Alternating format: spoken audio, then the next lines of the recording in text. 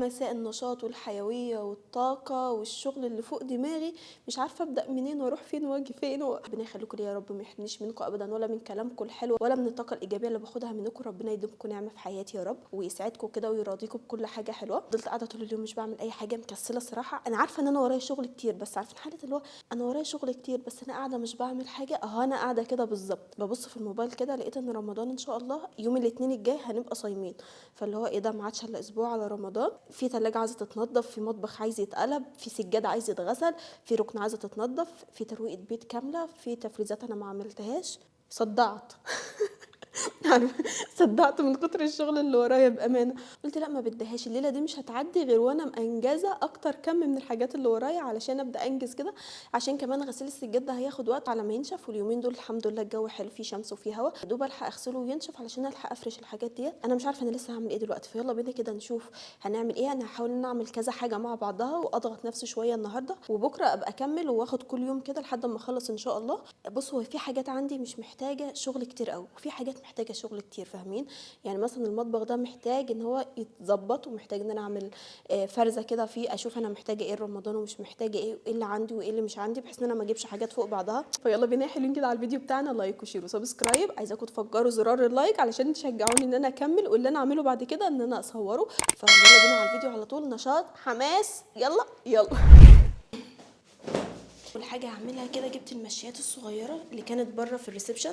انا عندي بس المشايه بتاعه الركنه هي اللي هتعوز تتغسل، واغسلها بره كده بحيث المكان يبقى واسع، فهسيبها ليوم بالنهار، بكره هعملها. لميت السجاد الصغير ده اغسله الاول كده. هحط على السجاد كده ميه سخنه علشان ينضف معايا بسرعه. انا قلت ابدا بالسجاد علشان ما اكسلش، لان لو بدات بالشغل التاني ممكن احبط واقول لا السجاد بقى خليه لي يوم تاني وكده، فلا انا عايزه اخلص منه الصراحه. فالميه السخنه دي هتدوب اي حاجه فيه. الفيديو ده للناس اللي بتحب الرغاوي بقى، هتستمتعوا انتوا.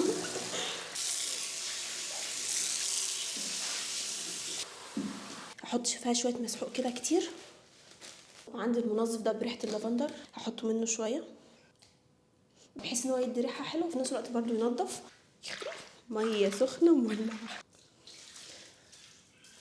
ونبدا بقى نغسل.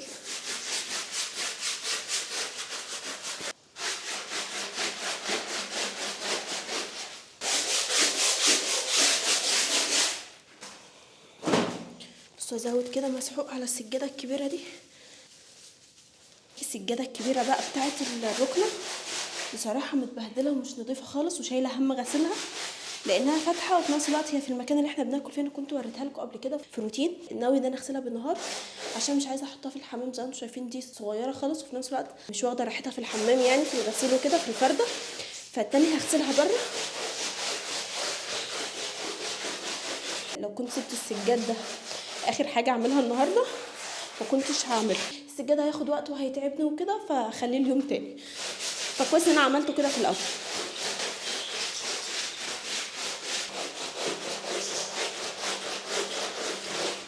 كده خلاص، بعد معركه طويله خلصت السجاد.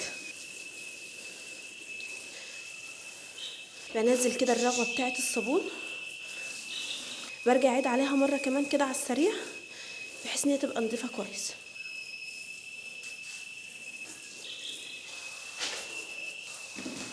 شايفين الميه طالعه مش نضيفه ازاي؟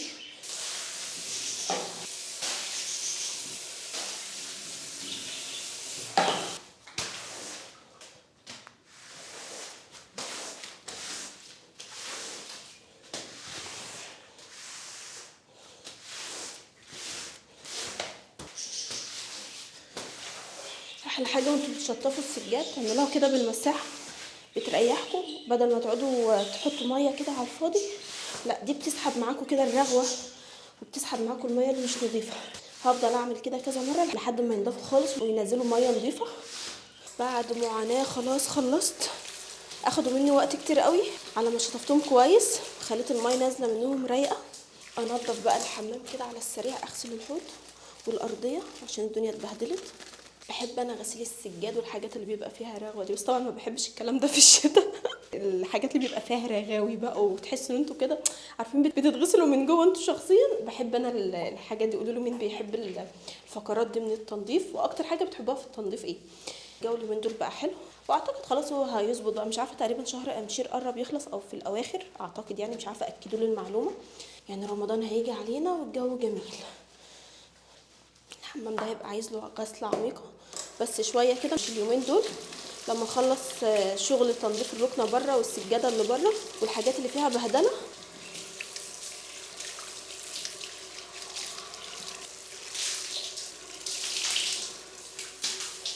الارضيه اتبهدلت خالص، ادعكها دعكه كده حلوه.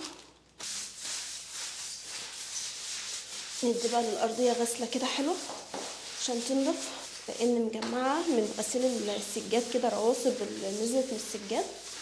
سايبه السجاد هنا يصفي الميه بتاعته لحد ما يصفى خالص، هطلعه بره احطه واسيبه ينشف بقى.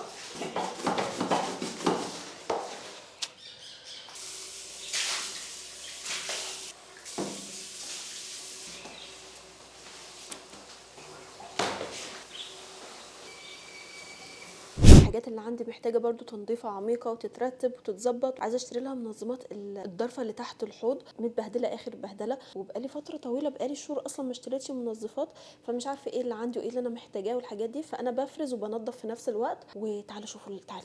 مش عارفه اوضح لكم البهدله دي ولا لا. كان هنا الراجل اللي بيعمل صيانه للفلتر بتاع الميه وكان بيغير له الشمعات، فوقع ميه والميه دي وقعت هنا على تراب على مش عارف ايه، الدنيا اتبهدلت. فقلت مش مشكله، كده كده انا عندي تنظيفه عميقه، هقلب الدنيا وانضفها وارتبها واشوف انا محتاجه ايه. اطلع كده المنظفات دي كلها على جنب، وفي نفس الوقت اشوف ايه الحاجات اللي انا محتاجاها. المنظف بتاع البوتاجاز ده عندي بقاله كتير قوي. انا عندي واحده فريده مقفوله وواحده مفتوحه، فكده انا مش محتاجه المنظف بتاع فريده. ونطلع دي كده على جنب، كروس كده الاول.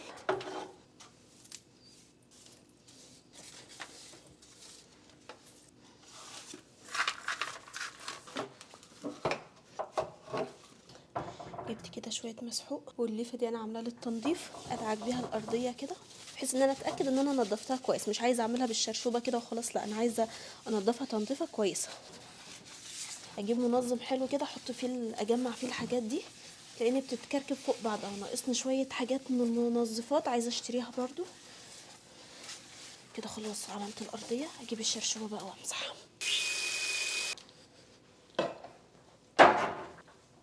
احط كده شويه معطر كده فريده عشان يغيروا ريحه الارضيه، تبقى ريحتها حلوه كده زي الفل قوي. كنت شايله هم التنظيف تحت الحوض ده كده. الواحد حاسس ان هو انجز شويه حاجات مهمين النهارده. سبت الارضيه نشفت بقى كده، رجع كل حاجه مكانها. ده اللي بيتحط في السبرتيه بتاعه القهوه، ودول كده ملمع ازاز فريده، ودي برضو ملمع ازاز. بدي بتلمع كده السبرتيه والكنكه بتاعه القهوه والحاجات دي. هغسل دي كده وارجع لكم. دي غسلتها، احطها كده واجمع فيها الحاجه اللي انا بستخدمها. حاجه كده روقان ونظافه كمان. ده لو منظم اللي هو الطويل ده او اللي هو المربع او المستطيل هياخد طبعا اكتر ويبقى شكله احلى. فمحتاجه ان انا اجيبهم. مثلا ممكن اجيب اللي هو الدورين بس احطه الناحيه دي، الزاويه اللي هي جنب الغساله دي، بحيث ان مفيش حاجه فوقها، فياخد هنا معايا دورين عادي. لكن هنا طبعا علشان الشمعات الفلتر وهنا الفلتر الحوض نفسه، فمش عارفه احط المنظم اللي هو الطويل ده، فممكن اجيبه احطه في الحته دي، هيبقى حلو، هياخد معايا كميه كبيره. شايفين الفرق قبل وبعد؟ نظافه. خلاص فصلت ومحتاجه ان انا اجهز الغدا. عايزه اقول لكم ان انا هعمل معاكم اكله خطيره. اول حاجه كده هنعملها، نحط حته سمنه بلدي. السمنه كده بعد ما سخنت، دول شريحتين بانيه كده قطعتهم متبلاهم بتتبيله التندوري، كنت عملتها معاكم قبل كده. يا دوب طلعتها من الفريزر فكده في الميكرويف وقطعتها مكعبات صغيره. هديها بقى تشويحه، نسيب الفراخ تتشوح كده. ساعه ما تاخد صدمه هقلبها على الناحيه التانية تاخد صدمه برضو تتشوح، وسايباها كده على نار تعتبر عاليه بحيث ان هي ما تنزلش ميه. انا مش هسيبها تكمل تسويه على النار كده، هقول لكم دلوقتي هنستخدمها ازاي. تعالوا بينا نجهز بقيه الحاجه اللي هنحتاجها في الوصفه بتاعتنا. وصفه مفيش اسهل ولا اسرع ولا اطعم من كده. يلا بينا. الاكله اللي هنعملها هي اكله مكرونه، مش عارفه ممكن تقولوا عليها مبكبكه او شبيهه المبكبكه او اسرع مكرونه او مكرونه بالخضار او مكرونه بالفراخ، انتوا سموها زي ما انتوا عاوزين. واللي بيعملها بنفس الطريقه ديت يكتب لي في الكومنتات. بصوا بقى، انا جبت فلفل كده حار بس الحراره بتاعته مش عاليه قوي. لو عندكم فلفل الوان استخدموا. خضار انا بقطعه كده يعني قطع كبيره مش قطع صغيره. المكرونه دي بعملها على طول، بعملها ساعات بالسجق وساعات بعملها بالفراخ وساعات بعملها بس كده بالخضار من غير اي حاجه، بتبقى رهيبه وسريعه في نفس الوقت ومشبعه كده. وبص بقى اقطع برده الطماطم كده مكعبات. انا كنت مفكره ان انا اخلص الشغل اللي ورايا كله وبعدين اكل براحتي يعني على رواق، بس بصراحه ما قدرتش يعني الشغل اخد وقت ومجهود، ايدي شغاله في كذا حاجه غير اللي انا كمان بصورها، فبصراحه فصلت. حسيت فجاه كده ان انا جوعت اصلا، فقلت لا انا هاكل كده واريح شويه وبعدين ابقى اكمل الشغل مش هيطير. هنا كده انا قطعت طماطمايه كبيره.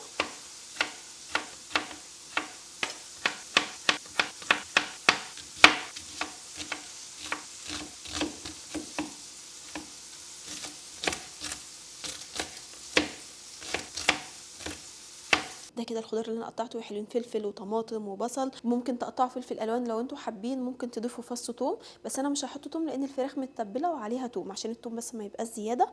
ممكن تزودوا قطع جزر وقطع كوسه لو انتوا حابين ان الخضار يبقى كتير، وكنت عملتها معاكم من زمان لو انتوا حابين برضو تشوفوا الطريقه بتاعتها، بس كانت طريقتها مختلفه عندي، بس كانت مكرونه بالخضار. هحط كده كوبايتين من المكرونه، كوبايه المكرونه بتعادل طبق. هحط عليه مكعب مرقه دجاج، شويه شطه على حسب الرغبه بس انا بحبها بصراحه مشطشطه، فلفل اسود، معلقه بابريكا. الخضار اللي قطعناه نحطه كله. بذمتكم في اكل اسهل واسرع من كده وكلها في حله واحده والطعم خطير. انا مش اول مره اعملها، كنت عاملاها من كام يوم كده بس كانت رهيبه يا جماعه، بس كنت عاملاها بالسجق. حوالي كده معلقتين زيت او 3.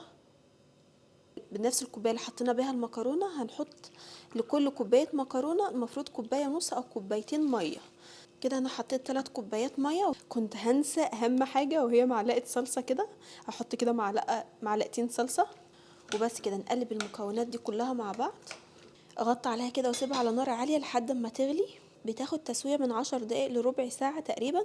ساعه ما تغلي هبدا ان انا اهدي عليها النار وكل شويه كده اقلبها واشوفها، لو هي محتاجه ميه احط لها ميه، في الاغلب هتحتاج يعني ممكن نص كوبايه ميه كمان، بيبقى فيها صوص كده فبتبقى جميله قوي وتتاكل بقى وهي سخنه زي المبكبكه بالظبط. كده المكرونه غلت، ههدي عليها النار واحط عليها الفراخ اللي احنا شوحناها. الفراخ لسه ما استوتش بس كان لازم اديها صدمه الاول قبل ما احطها مع المكرونه. لو هنعمل برضو سجق او اي حاجه تانية نشوح الحاجه الاول بعدين نحطها مع الاكل.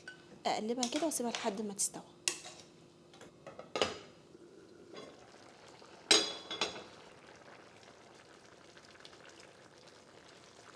المكرونه خلاص خلصت، اخدت معايا بالظبط 10 دقايق. حلاوتها كده ان هي يبقى فيها صوص، ما نسيبهاش تشرب الصوص كله. مش قادره اوصف لكم الريحه طالعه عامله ازاي، خطيره. بس يا بطاطس على الريحه طالع قاعد جنب بقي بالظبط عشان المعلقه ما تخشش في بقي تخش في بقه اهو. عايزه اقول لكم ان المكرونه بجد ريحتها طالعه خطيره يا جماعه، رهيبه. تاكل مكرونه.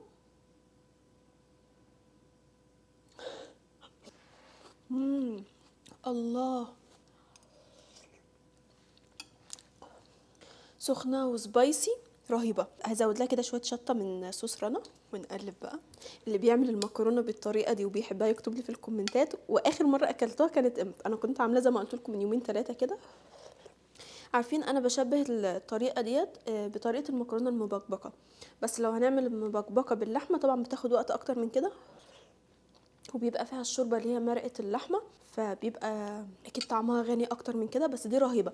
عايزه اقول لكم ان انا بعملها كده بالخضار بس، وممكن نحط عليها كوسه زي ما قلت لكم وبتنجان ونسلق معاها بيضه وبس كده، مش محتاجه اكتر من كده.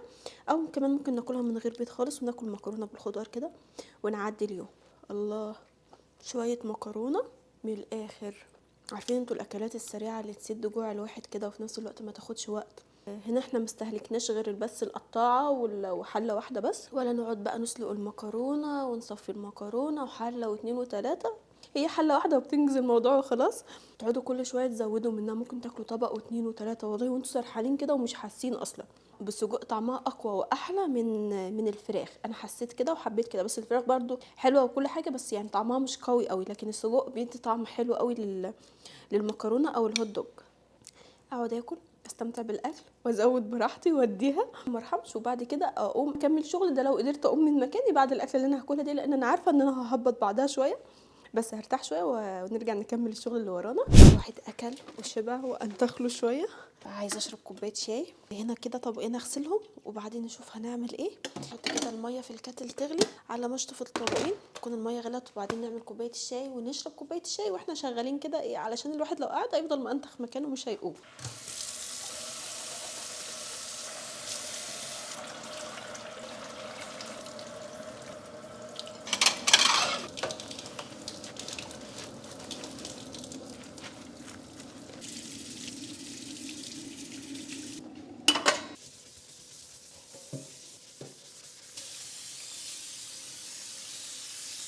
الشاي ده اسمه الوردة، بس لما بيتعمل مغلي في البراد ما بيبقاش حلو. بحب اعمله كده في الكاتل. بقالي فتره كده كوبايه الشاي ما عادتش بتيجي على مزاجي الا كل فين وفين كده يبقى ليا مزاج ان انا اشرب كوبايه الشاي. فمش عارفه بعد ما اكلت كده وقعدت شويه حسيت ان انا عايزه اشرب شاي.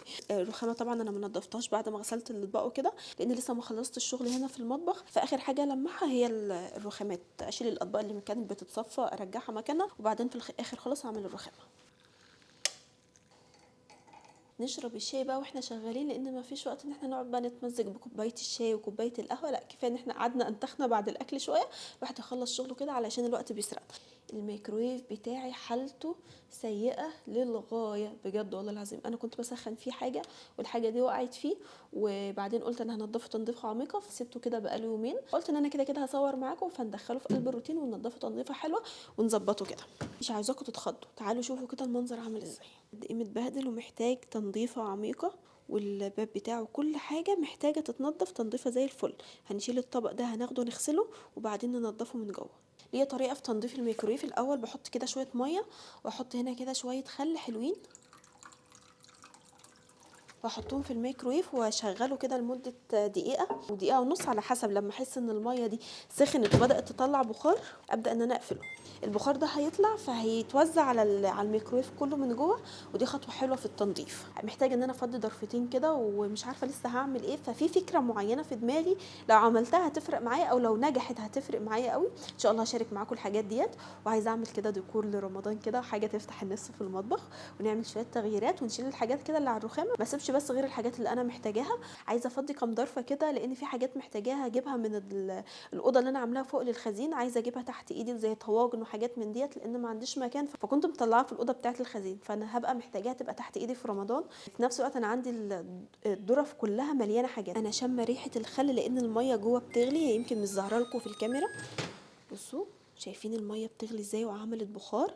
انا هقفل عليها كده لحد ما البخار كله يطلع والميه تهدى، وبعدين ننضف. جبت الطبق كده عشان اغسله. نخلي بالنا كده واحنا بنغسل الحاجات ديت علشان ما تتكسرش. الميه اللي فيها الخل دي هنحط منها كده شويه على الطبق.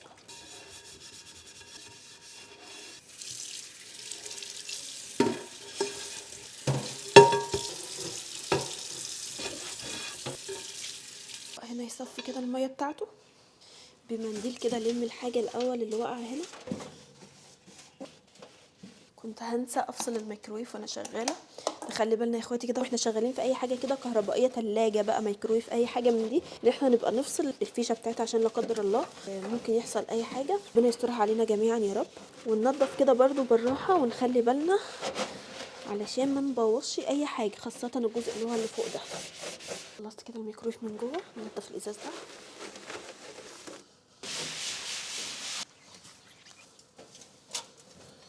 ايدي بقى فيه على طول، لو حصل حاجه وقعت حاجه او كده لما على طول بالفوطه يفضل نضيف معانا فتره. هو بس ما بيتبهدلش الا لما في حاجه بتقوم واقعه منه. مثلا كنت بسخن حاجه فيها شوربه لبن مثلا، حاجه من دي وما خدتش بالي بتفور، فلما بتفور بيقوم حاصل المنظر اللي انتوا شفتوه ده. لكن في العادي الواحد ايده في الميكرويف على طول، الحاجات ديت لازم تبقى نظيفه. فكده كده انا عارفه بقى ان انا كنت راح اصور وان انا هدخله في الروتين، فاخرته الصراحه يومين. هتشوفوا بقى دلوقتي الفرق قبل وبعد، حاجه كده زي الفل. خطوه الخل دي تحسوا ان الميكرويف اصلا الدهون اللي فيه في لحظه بتتشال، ما بياخدش منكم مجهود خالص.